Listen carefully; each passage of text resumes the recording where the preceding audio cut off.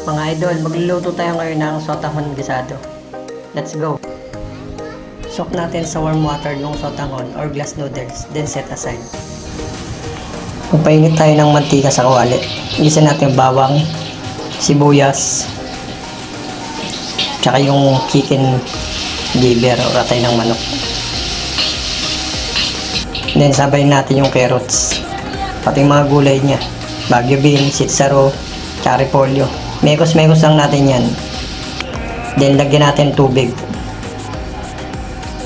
Timplan na rin natin oyster sauce, toyo, chicken cubes, bechin, konting asin at konting asukal. Mekos-mekos lang. Then takpan natin yan.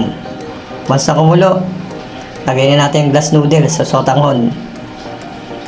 Then mekos-mekos ulit. Hindi mag-aaway yung mga yan. Sigurado ako. Sama-sama na sila dyan. Takpan ulit natin. Once na kumulo, sunod na natin yung kanto noodles. Then mekos-mekos ulit natin. Hanggang sa lumubog lahat yung kanto noodles. Once na lumubog na, antayin natin ma-absorb niya yung tubig ng mga noodles. Then mekos-mekos lang natin yan. Okay na, luto na yan mga idol. Tara, let's taste. Kain na. Sarap niya mga idol, oh. Yummy.